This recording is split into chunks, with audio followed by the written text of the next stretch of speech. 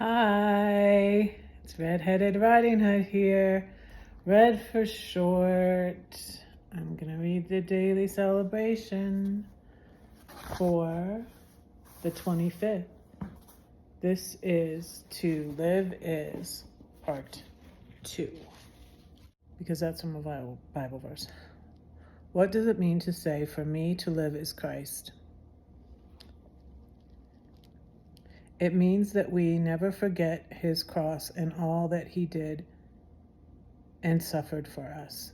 There is more than a little to be said for the Roman Catholic custom of carrying a crucifix, in order that we may never forget the man upon the cross and how on the cross he suffered for us men and for our salvation. Yeah, Baptists used to put that down a lot.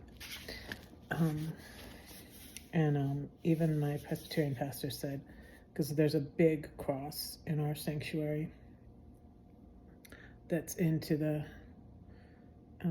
cement. It's in the foundation of the church, actually, in the cross, and it's a big wooden cross.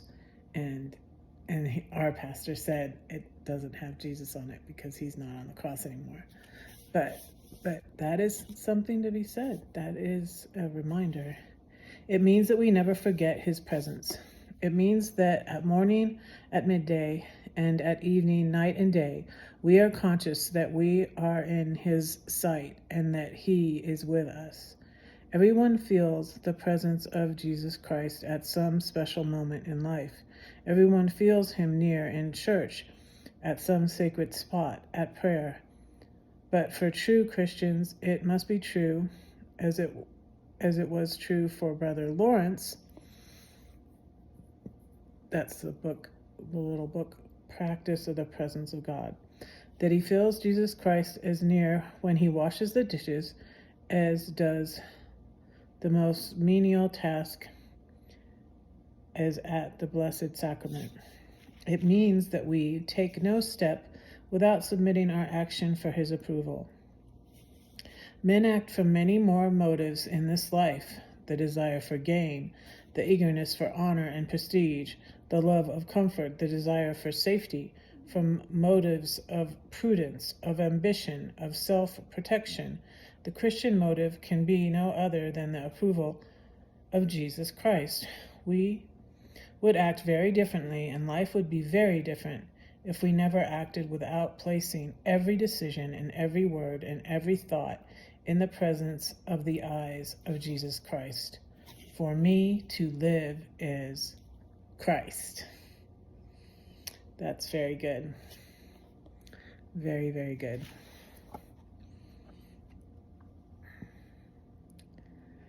And that made me think of something. I was thinking recently, well, I don't know when I discovered this, but at some point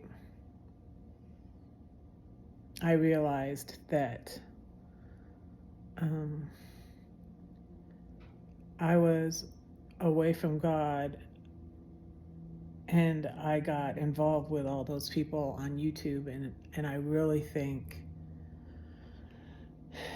if that had not been the case, since I was such a goody-goody, I wouldn't have been hanging out with those people. And so all of that stuff wouldn't have went down, wouldn't have happened, all that heartache. But I do feel I learned a valuable lesson that I obviously needed to learn,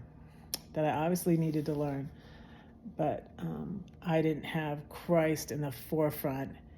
And then I thought I learned the hard way. But thankfully, that was a short amount of time of my life, and I learned a lot from it.